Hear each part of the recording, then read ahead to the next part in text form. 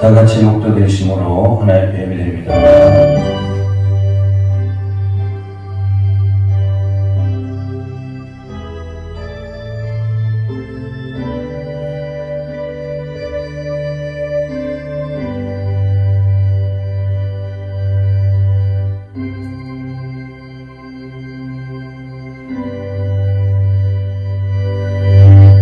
내 하나님이여, 내 하나님이여, 어찌 나를 버리셨나이까?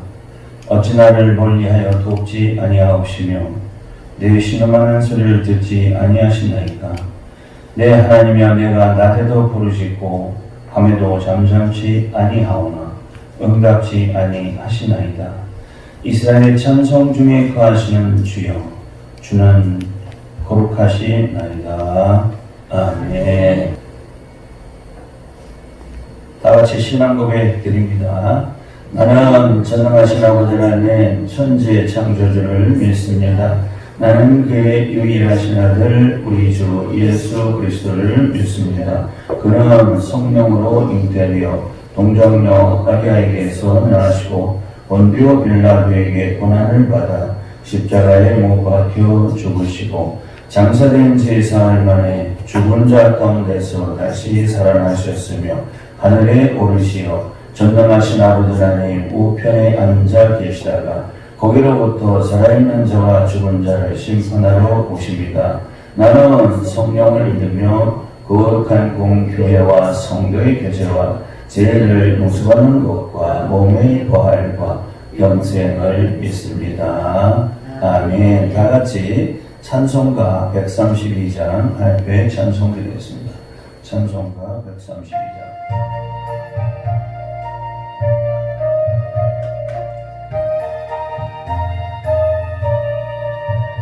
호산나 호산나 다 노래 부른다. 수많은 아이들이 즐거운 노래로 그 봄에 어르시고 복 주신 주님께 온 몸과 주 찬양합니다. 저 감람산길 따라 큰 물이 흐른다. 그 손은 종려가지 흔들려 외친다. 하나님의 원주 예수 나귀를 타시고 너희들 노래소리 다 받아주신다. 호산나 그의 노래 우리도 부르자. 주 예수 우리 구주 우리의 전능한 온몸과 마음 다해 목소리 높여서 영원히 기쁜 노래 주 앞에 드리자. 아멘. 정의경 전사님 나오셔서 우리를 대표해서 하나님께 기도해 주시겠습니다.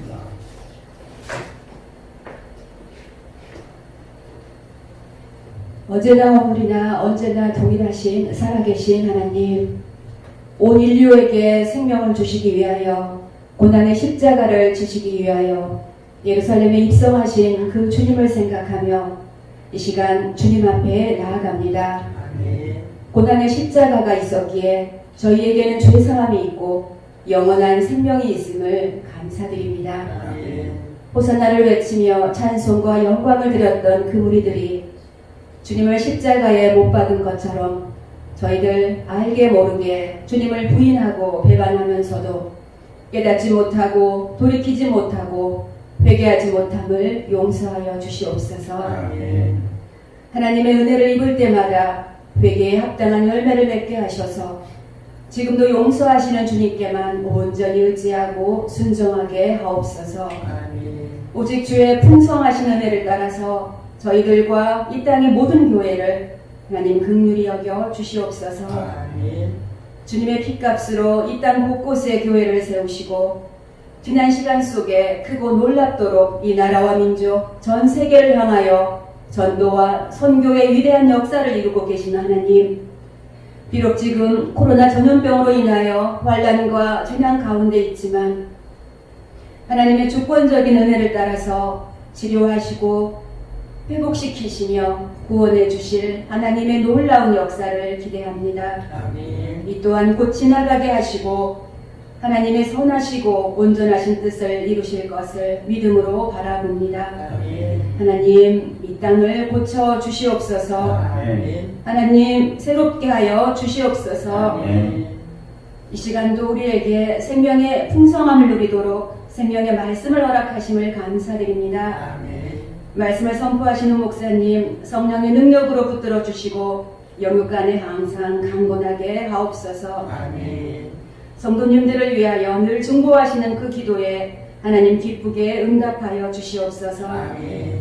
말씀 가운데 살아계신 하나님을 만나게 하시고 우리 성도님들 가는 곳마다 여호와 니시 승리의 깃발을 꽂게 하옵소서. 아멘. 세상이 감당할 수 없는 복음의 사람들 되게 하시고 주일학교부터 장년부까지 한 사람 한 사람 지켜주시고 가정과 직장과 교회를 하나님의 은혜 가운데 지켜주시옵소서. 아멘. 깨어있는 교회들이 있어서 이 나라와 온 땅이 복을 받게 하옵소서. 아멘. 감사드리오며 예수 그리스도 이름으로 기도드립니다. 아멘.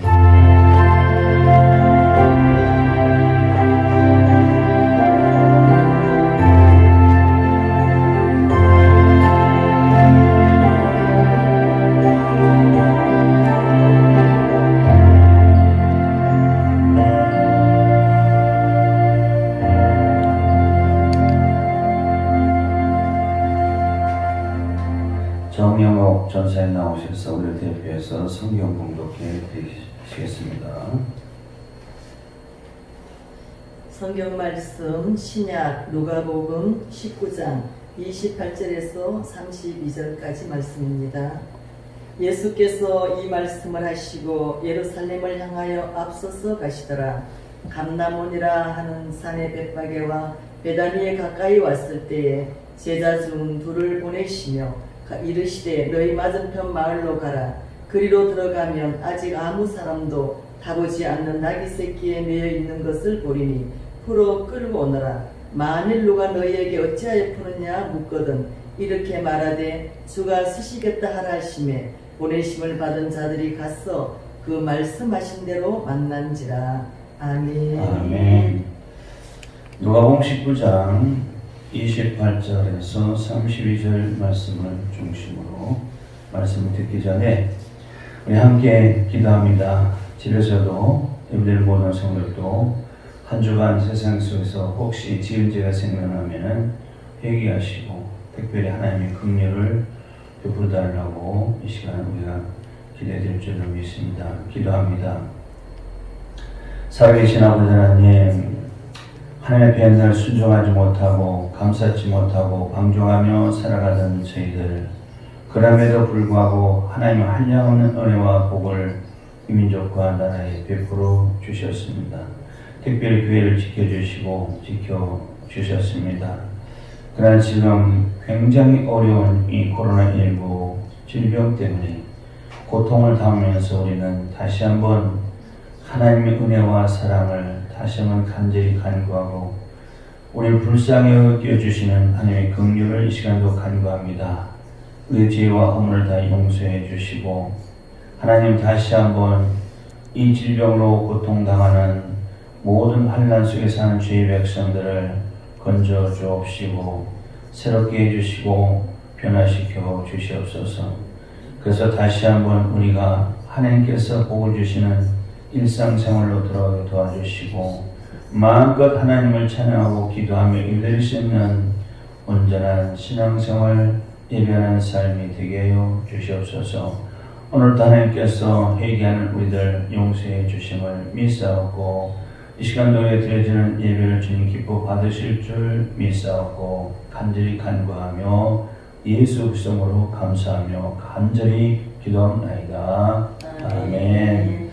할렐루야. 아멘. 사랑하는 성도 여러분, 오늘은 잘 알다시피 종료주일입니다. 부활절 전 주일을 종료주일로 우리가 지키는데, 매년마다 이 종료주일이 다가오면은 다른 말씀보다도 성경에서 기록된 이 종료주일에 대한 말씀을 우리가 반복해서 묵상하게 됩니다. 사랑하는 성도 여러분, 한 주간도 주 안에서 잘 지내셨습니까? 이렇게 안부를 묻는 제 마음도 상당히 무겁습니다. 왜냐하면 지금 코로나19 인병 때문에 마음대로 활동할 수도 없고 정말 우리가 경험해 보지 못했던 지금 우리가 삶을 살아가고 있으며 정말 우리 생전에 경험해 보지 못했던 신앙생활을 지금 우리가 하고 있습니다. 너무나도 답답한 매일매일의 삶, 불안한 삶을 살아가고 있는데 지금 어떤 계절입니까? 1년 4계절 중에서 가장 좋은 계절 봄 아닙니까? 얼마나 날씨가 화창하고 너무너무 좋은 계절인데 그래서 봄은 만물이 소생하는 계절 이렇게 표현하고 있고 꽃들이 서로 앞다투어서 피는 이 좋은 계절이에요. 아마 이 코로나19가 아니었더라면은 온 세상 천지가 아마 축제의 기간이 되어고 있었을 거예요. 더군다나 기독교 국가인 또 미국이나 영국, 유럽 여러 나라들, 특히 우리나라 마찬가지지만은 이 부활절 축하를 위해서 많이 준비도 했을 텐데 그 연합 예배도 준비했을 텐데 이런 모든 계획을 다 취소하게 되는 참으로 어려운 이 부활절을 우리가 지금 보내게 되었습니다. 특별히 가톨릭 중심 국가인 이탈리아나 스페인 그쪽 유럽 국가들도 완전히 지금 우리나라 마찬가지지만은 미사를 무기한으로 연기하고 있죠. 부활절 미사 예배도 드릴 수 없는 참으로 우리가 경험해 보지 못했던 신앙생활을 우리가 하고 있는 겁니다. 너무나도 마음이 무겁지만 그러함으로 인해서 우리가 회개하는 시간을 우리가 갖게 되는 것이고 그리고 또 경건하고 절제에 있는 지금 삶을 살아가는 것도 한편 생각하면은 주님의 은혜로 우리가 받고 생각하게 됩니다. 그래서 환난은 인내를, 인내는 연단을, 연단은 소망을 유리하시리라 그 말씀이 우리에게도 마음이 와닿지 않습니까? 하나님은 이렇게 세상이 타락했을 때 특별히 주의 백성들이 세상 풍속에 빠져서 부활절 그 축제, 부활절의 그 기쁨과 감격의 의미보다도 단지 세상 속에서 즐기고 먹고 마시는 그런 장소에서 정신없이 살아가던 우리 지난 날을 다시 한번 우리가 반성하게 됩니다. 하나님은 그렇게 사는 백성들에게 이사야 선지자를 통해서 시작부터 내 마당만 밟고 달리라 내 마당만 밟을 뿐이라 이렇게 책망하시면서 이스라엘 백성들이 드리는 월삭과 안식일과 대회와 그리고 성회로 모이는 그러한 정말 하나님께 드리는 그 제사 예배를 기뻐하시는데도 안 기뻐하신다고 했어요. 그러니까 정말로 이 부활절 그 진정한 의미를 깨닫고 우리가 하나님께 기쁨과 감격으로 예배 드리는 것은 형식과 의식이고 온통 세상이 유혹하는 그 멋진 가까이는 여의도 벚꽃 그 축제라든지 멀리는 진해 벚꽃 축제 잘하지 않습니까? 그런데 달려가면서 먹고 마시는 일에 우리가 너무 치중을 하지 않는가 이런 생각이 듭니다. 금년에는 어려운 중에도 종료주일도 꼭 예배를 우리가 교회에서 드리기로 했었는데 지금 형편상 또 영상으로 예배 드리게 되었고, 부활절은 우리가 꼭 교회에서 예배 드리면서 정말로 구원의 기쁨과 감격, 그 부활의 기쁨과 감격으로 우리가 예배를 드릴 줄로 믿습니다.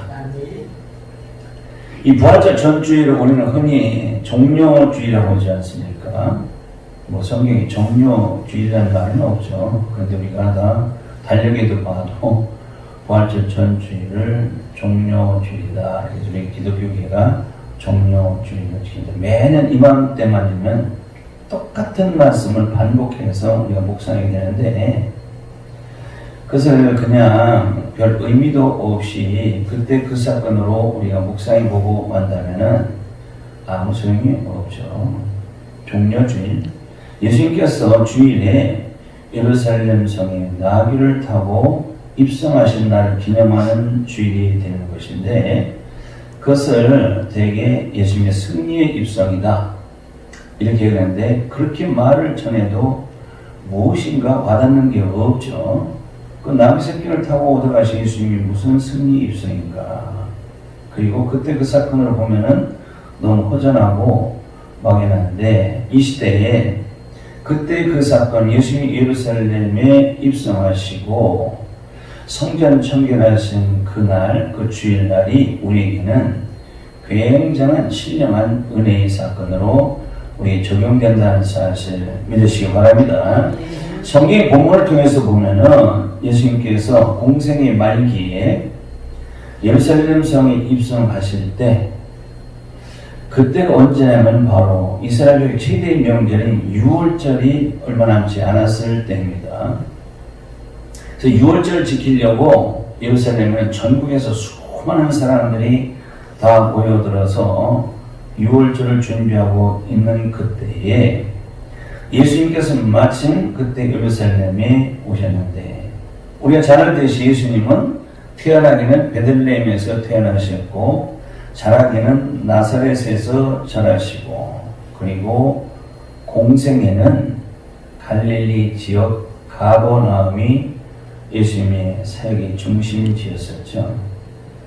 그래서 그곳에서 갈릴리 지역에서 주님의 사역을 감당하시다가 예루살렘에 오셨는데, 그때가 바로 유월절을 며칠 앞둔 주일날 예루살렘 성에 입성하신 날이 바로 종료주일입니다. 수많은 사람들이 종려나무를 꺾어가지고 예수님이 나귀 새끼를 타고 들어오실 때 호산나 호산나 우리를 구원하소서 우리를 구원하소서 마침 개선장군이 들어올 때 환영하는 그 모습처럼 환영했던 그때가 바로 종료주일이다 이렇게 얘기합니다.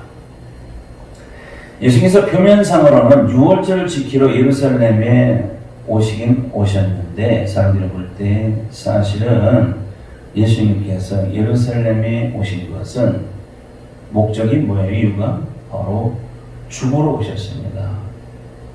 주일날 예루살렘에 오셔가지고 금요일날 5일째 되는 날 예수님이 십자가에서 죽으시지 않습니까? 근데 사람들이 볼 때는 예수님도 6월절을 지키러, 제자도 마찬가지죠. 6월절 지키러 표면상으로 오신 것 같은데 사실은 예수님께서 이제 죽으러 오셨다 그 말이죠.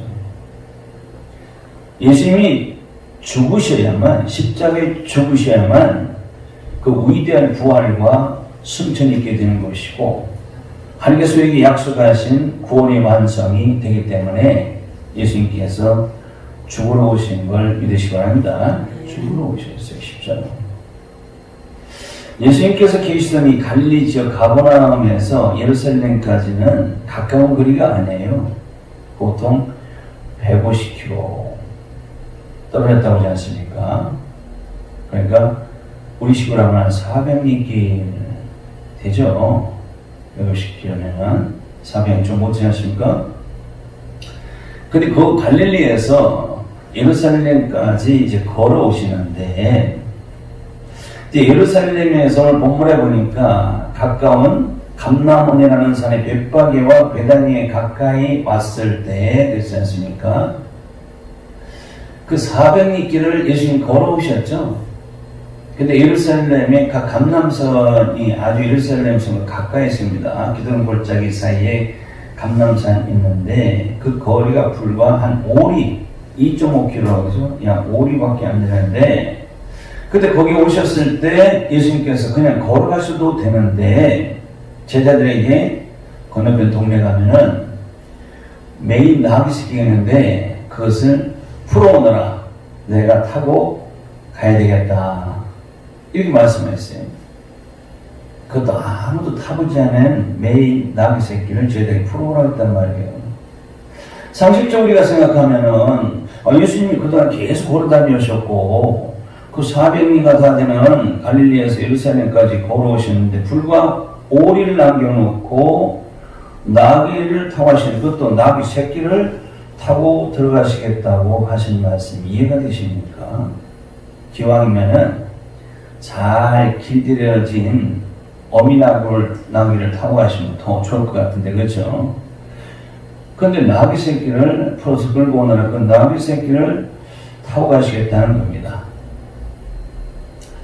예수님께서 이렇게 하신 일을 마태복음 21장 5절에 보면은 그는 겸손에 나귀 곧 먹이에 매는 짐승의 새끼를 탔도다 하라 하셨어요.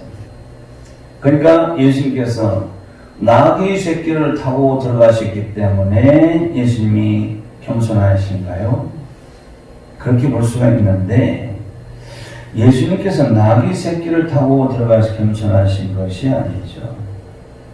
그러면 큰 나귀나 낙타나 타고 들어가시면 겸손하시지 않고 그 나귀 새끼를 타고 들어가셔서 겸손하신 것일까요? 그런 게 아니죠. 예수님의 겸손은 그런 것이 아니라 예수님은 근본 하나님이시죠. 근본 하나님이 사람의 몸을 입고 이 땅에 오신 것이 바로 최고의 겸손의 극치인 걸 믿으시기 바랍니다. 더군다나 오셔서 죄인된 우리 심령 속에 주님이 들어오시는 것이 가장 예수님의 겸손의 극치인 걸 믿으시기 바랍니다. 그래서 그때 예수님의 나귀 새끼를 타시는데 자, 이 나귀가 뭐냐? 나귀가 나귀지 그러면 별 의미가 없습니다. 예수님은 참 나귀를 좋아해요. 말을 좋아하시고 백마를 좋아하시고 그렇지 않습니까? 그래서 이 나귀가 뭐냐면은 바로 존재를 의미합니다. 우리들의 상징이 되죠. 우리 양 하면은 존재, 우리들을 항상 잘 이해를 하시지 않습니까? 나귀도 역시 존재, 우리의 상징입니다. 우리가 예수님을 만나기 전에는 예수님께 쓰임받기 전에는 길들여지지 아니한 들나귀 같은 존재였다고 하나님은 욥기서 11장 12절에 허망한 사람은 지각이 없나니 그 출생함이 들나귀 새끼 같으니라 해서 우리가 하나님의 배에 붙잡혀 쓰임받기 전에는 길들여지지 아니한 그 들나귀 새끼가 되었는데 누가요? 허망한 사람이었다고 말이죠. 허망한 사람이란 무슨 얘기냐면은 바로 헛된 욕망으로 살아가는 자들이었죠. 그리고 길들여지지 않은 이 들나귀 새끼 이것은 정말로 어렸을 때부터 길들여지지 아니한 나귀는 그 고집이 세가지고 커서도 그 들나귀를 사용할 수가 없습니다. 말을 안 들어가지고. 그게 바로 우리가 지난날 예수님께 붙잡혀 쓰임받게 되기 전에 전부 다 우리들의 모습이요 바로 성도들의 모습으로 보여져야 됩니다. 이제 예수께서 그 나귀 새끼를 타고 예루살렘 성에 들어가시는데 왜 들어가시느냐? 아까 말씀드렸죠. 죽으시러 들어가요. 주일날 예루살렘 성에 들어가신 예수님께서 4일 후에 금요일날 바로 십자가에 못 박혀 죽으시러 오신 것입니다. 입성하신 주일 다음 날부터 금요일까지 계속 고난주간으로 그날 열심히 고난을 묵상하면서 경건하게 고난주간을 이제 보내게 되는데 그 고난주간에 어떤 일이 있었습니까?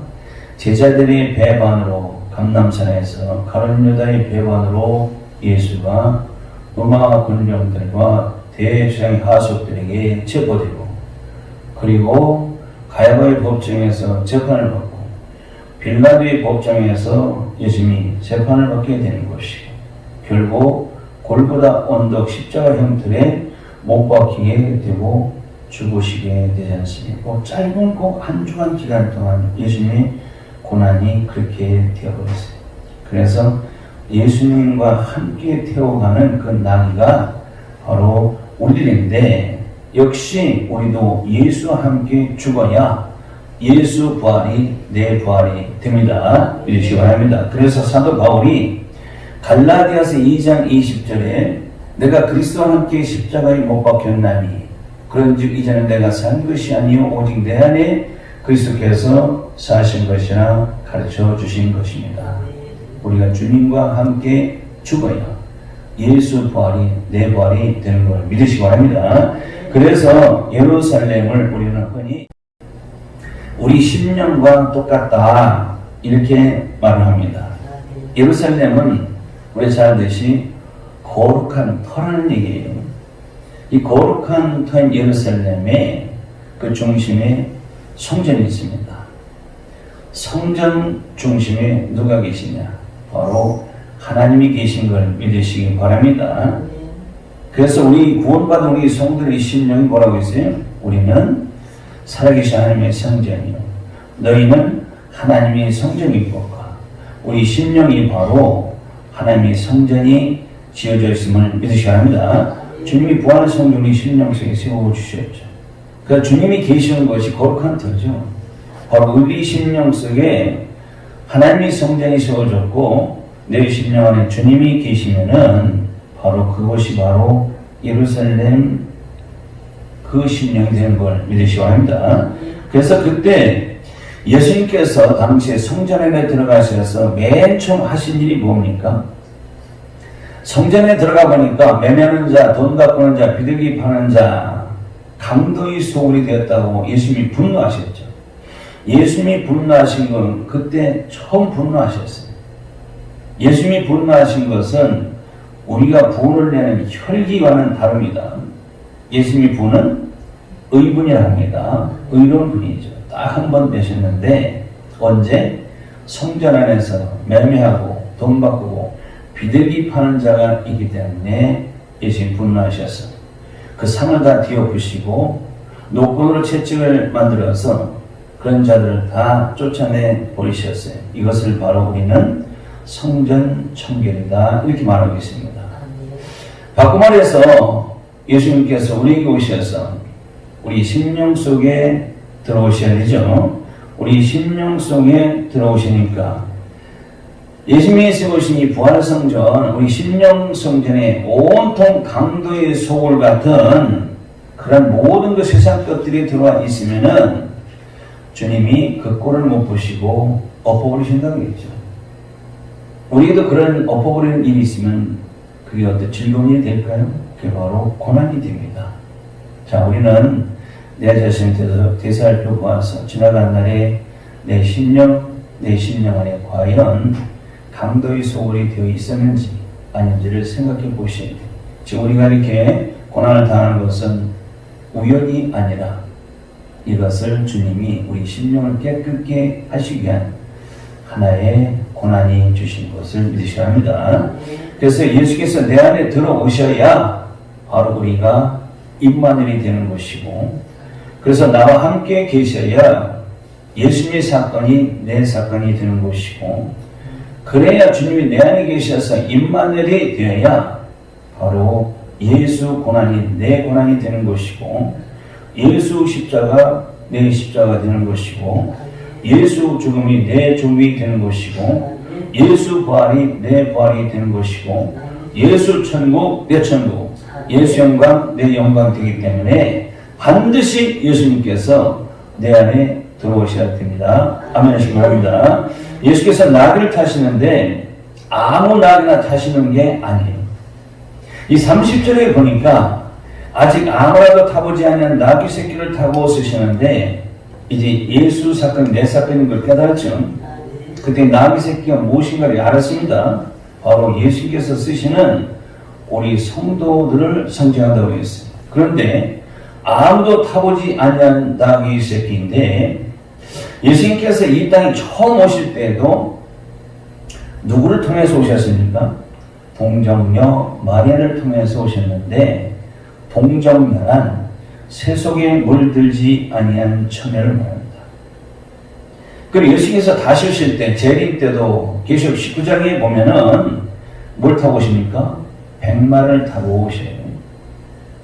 이 백마는 하얀 날인데 그래서 역시 우리보다 앞서간 하얀 세마포를 입어서 의롭다 일컬음을 받은 순결한 성도들과 함께 오신다는 사실 믿으시기 바랍니다.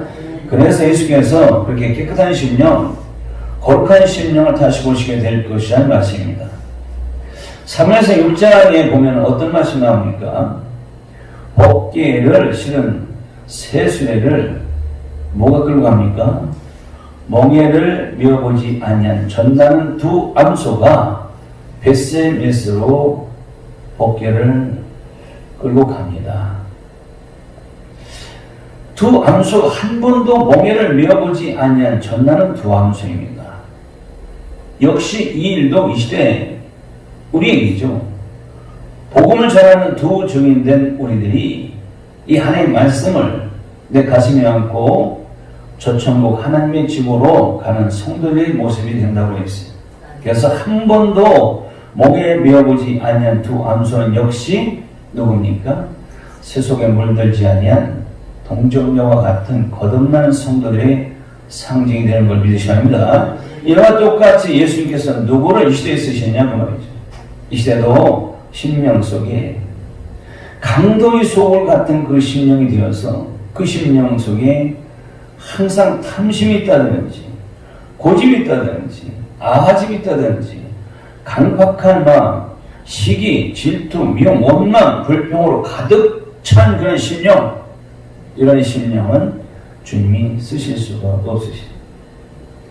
그런 심령 속에 예수님께서 들어가실 수가 없기 때문이죠. 그래서 마태복음 8장에서는 예수님이 탄식하셨죠.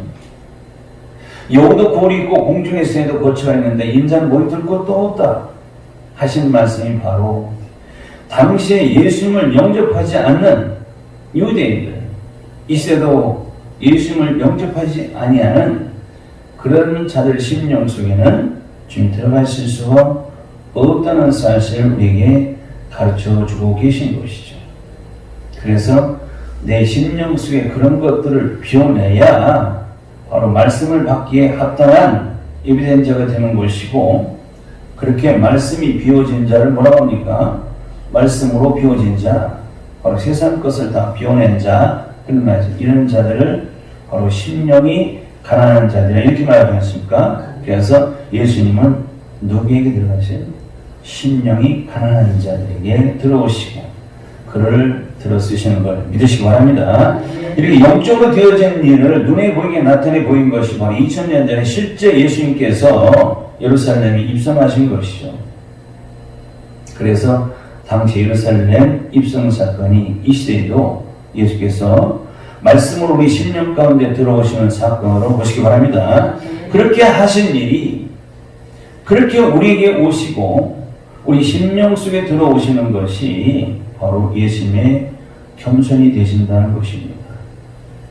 근데 그때 나귀 새끼가 오늘 본문에 보니까 30절에 보니까 어디에 있었어요? 매여 있었죠. 그래서 예수께서 매여 있는 나귀 새끼를 풀어오느라 하셨어요. 자, 예수님께 제자들에게 이 명령을 하셨습니다. 예수님의 입에서 나오신 그 말이 우리에게 말씀인 걸 믿으셔야 합니다. 예수님의 제자들에게 이 명령을 하시면은 다시 말해서 제자들이 예수님께 주신 이 말씀을 받으면은 뭐가 생길까요? 바로 예수 권세를 가지게 됩니다. 바로 말씀이 예수 권세. 우리에게도 마찬가지죠. 우리에게도 말씀을 주시면 역시 우리가 뭘 가져요? 바로 예수 권세, 바로 내 권세, 예수 권세를 가진 자가 됩니다. 그래서 이 말씀을 가지고 예수 권세를 가지고 제자들이 가서 뭘 합니까? 매여 있는 그 나귀를 푸는 겁니다. 나귀가 매여 있었듯이 지나간 날 우리들을 되돌아보면은 우리가 다 매여 있던 존재들이었죠. 어디에 매여 있었습니까? 예수 만나기 전에는 우리가 죄에 매여 있었고 사단의 권세에 매여 있어서 어둠에 갇혀있던 자들이 바로 우리들인 걸 믿으시기 바랍니다. 그냥 그대로는 그 사단에 매여 있고 죄에 매여 있고 어둠의 권세에 거기서 갇혀있는 우리들 그냥 그대로는 주님이 쓰실 수가 없으시죠. 그래서 반드시 우리도 그런 죄에 사단에 매여 있었기 때문에 누군가를 통해서 예수 권세, 말씀의 권세를 가진 자를 통해서 우리에게 복음이 전해서 우리를 풀어주셔서 우리를 하나님께서 쓰신 줄 믿습니다. 풀어서 쓰신다는 말이에요. 어쨌든 예수님은 죄와 허물에 매여 있는 우리들을 일단 풀어주시죠. 그리고 나서 어떻게 해요? 또 죽이시죠.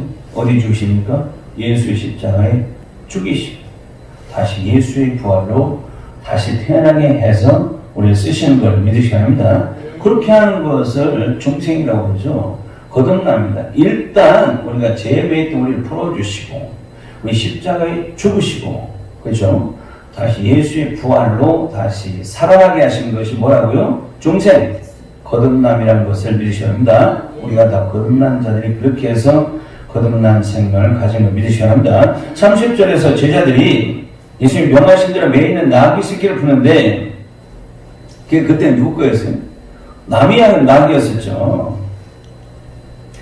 그렇게 우리 부르신 예수께서 다시 우리에게도 똑같이 제자들이 한 일을 그대로 하라고 우리에게 말씀을 주시고 예수 권세를 주시고 지금도 저 세상에서 죄에 매여 있고 사단에 매여 있어서 주님이 쓰실 수 없는 그런 사람들 우리에게 명하셔서 예수 권세를 가지고 나가서 그 불신자들이 매여 있는 것을 풀어서 우리가 똑같이 예수님이 쓰시는 한 일꾼으로 사용된 것을 꼭 믿으셔야 합니다. 그 일이 바로 복음서 우리가 해야 될 일이라 그 말이죠. 그때 제자들이 나귀를 풀 때에 만일 누가 너에게 어찌 푸느냐 30절에 보면은 물거든 이렇게 말하라 그랬어요. 주가 쓰시겠다 하라 그랬어요. 주가 쓰시겠다 하라. 그럼 줄 것이다. 주가 뭡니까? 주가 임금 주자 아니면 주인 주자 의미가 있죠. 예수님 누구십니까? 예수님은 만왕의 왕이시며 만주의 주가 되신 걸 믿으셔야 합니다. 예수님이 만왕의 왕이며 만주의 주가 되시지 않습니까? 주가 쓰시겠다라 하신 말씀이 그거예요.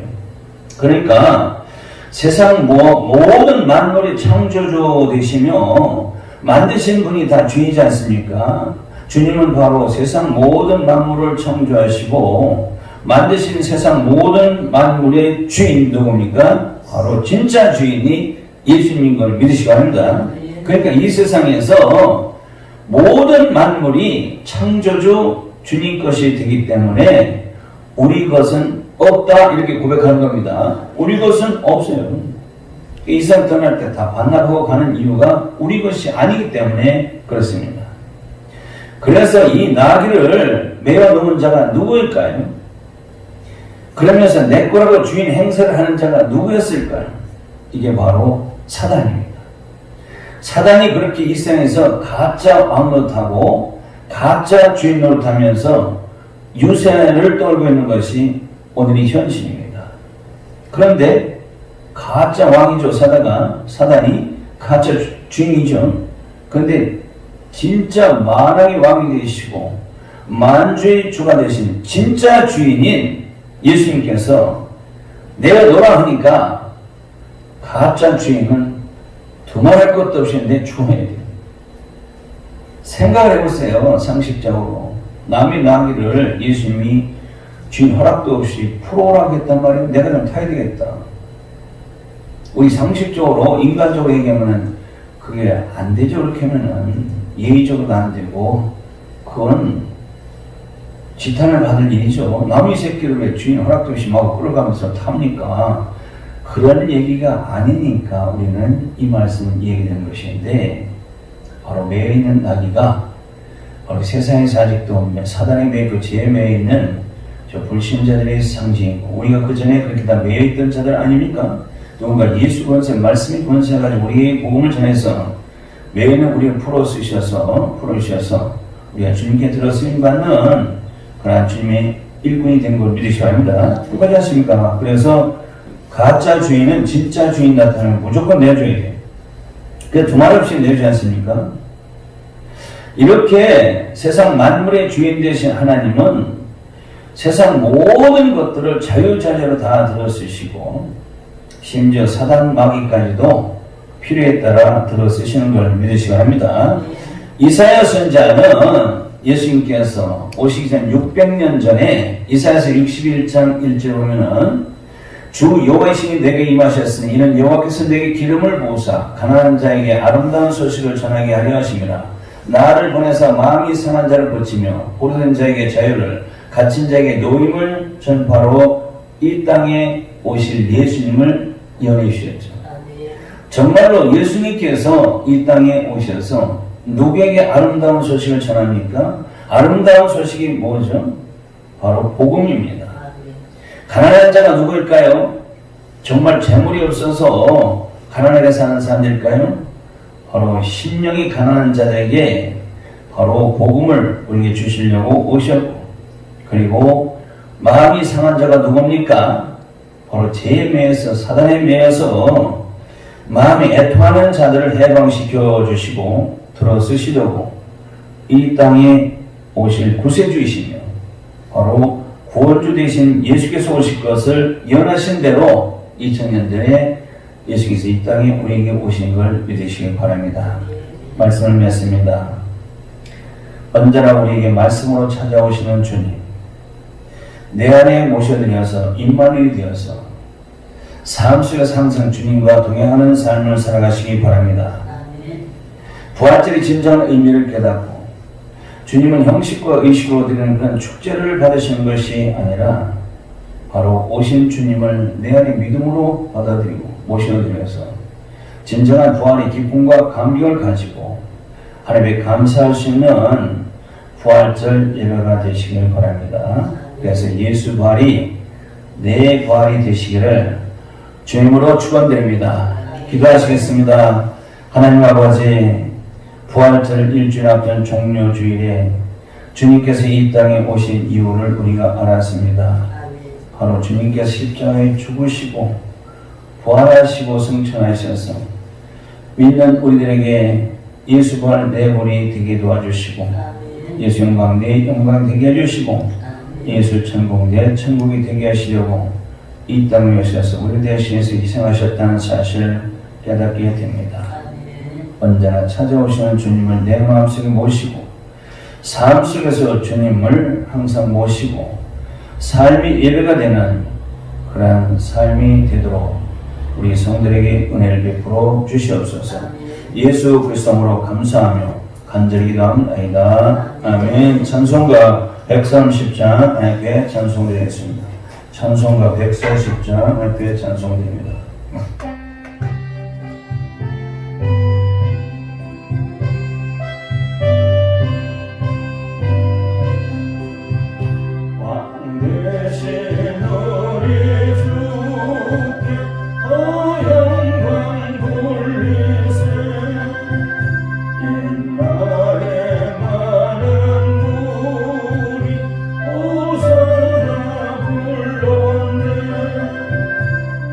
Amen.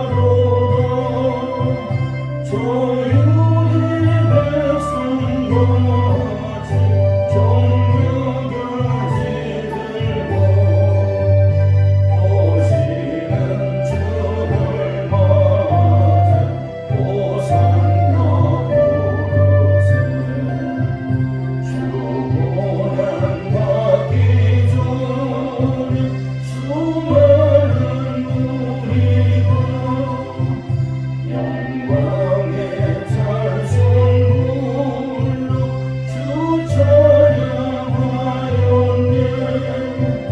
이같이 우리들도 주 환영하오니 그 넓은 사랑 안에 담아주소서.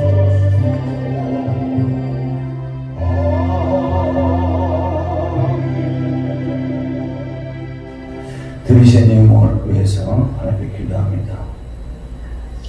사랑과 은혜가 풍성하셔서 늘 제 가운데 사는 저희들, 탕자가 집을 나갔을 때 그 탕자를 벌써 용서하시고 돌아오기를 기다리셨던 그 아버지 되시는 아버지 하나님, 우리 항상 그렇게 사는 저희들을 용서해 주시고 늘 주님께로 돌아오기를 기다리셨던 주님, 오늘도 주 앞에 돌아와서 회개하면서 앞에 예배를 드리면서 종료 주일에 언제나 찾아오시는 주님, 주님을 내 안에 모셔드리고 임만이 되어서 이제부터는 내 삶이 예수만, 바로 예수 십자가, 예수 죽음, 예수 부활, 예수 승천, 예수 천국, 예수 영광으로 살게 해주신 그 은혜와 사랑에 감사하면서 종료 주일에 정성껏 준비한 11조와 감사함을 함께 올려드립니다. 천만 봉투만, 그리고 몸으로만 아니라 내 마음에 중심을 함께 올려드리는 온전한 예물 되게 주옵시고, 하나님 예배와 예물을 기쁘게 받아 주옵시고, 연락하시는 예배가 되게 하여 주옵시고, 약속하신 복을 내려 주시옵소서. 예물이 쓰이는 것도 주님 나를 위해서 귀하게 쓸 수 있도록 복의 복을 더하여 주옵소서. 예수 그리스도로 감사하며 축복기도합니다. 아멘. 할렐루야. 교회 소식을 전하겠습니다. 화면을 보시기 바랍니다. 코로나19 전염병으로 교회도 역시 상당히 어려움에 처해 있습니다. 코로나19 감염 확산 방지를 위해서 주일 예배를 22일, 29일에 이어서 4월 5일 세 주간을 영상으로 드리게 되었습니다. 영상으로 예배를 드릴 때 예배 시간 10분 전부터 가족이 모여가지고 함께 찬송하고 준비된 마음으로 교회에서 드리는 것 같이 각 가정에서 경건하고 정성을 다해 예배드리시길 바랍니다. 앞으로 4월 8일부터는 수요예배를 정상적으로 드리겠습니다. 고난주간에 4월 8일 수요예배부터 정상적으로 드리게 되니까 많이 참석하시기 바랍니다. 코로나19 질병으로 인해서 나라 전체가 어려움을 당하고 있는데 성도님이 계신 현장에서 하나님의 긍휼로 문제가 해결되도록 기도하시기 바랍니다. 질병으로 직접 고통당하는 분들과 지역으로 해서도 기도해 주시기 바랍니다. 부활절을 맞이하기 전 한 주간을 고난주간으로 특별 새벽 기도회가 있습니다. 특별한 날 붙일 필요가 없는데 하도 안 하시니까 특별 기도라고 해서 좀 더 많이 참석하시도록 하고 있는 겁니다. 4월 6일 올해부터 10일까지 한 주간을 고난주간에 주님을 묵상하는 그러한 기도 시간이 됩니다. 그 새벽 기도에 많이 참석하시기 바랍니다.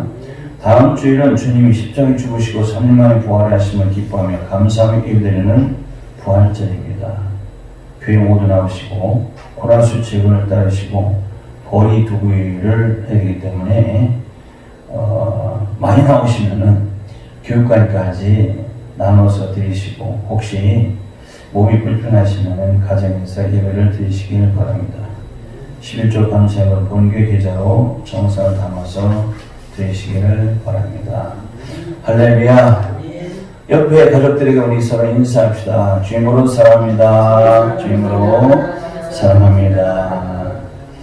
이제는 교회의 머리 되신 우리 구주 예수 그리스도의 구원의 은혜와 우리에게 행하신 아버지 하나님의 극진하신 사랑과 보혜사 성령의 내주내제 충만케 하시고 교통 교제하시며 감동 감화를 주시고 복을 주시고 인도하시는 역사가 가정에서 영상으로 하나님께 감사드려 예배를 드리는 우리 사랑하는 모든 성도들의 머리 위와 가족들과 가정과 하시는 모든 범사 위에 이제로부터 영원토록 함께 있을지어다. 아멘.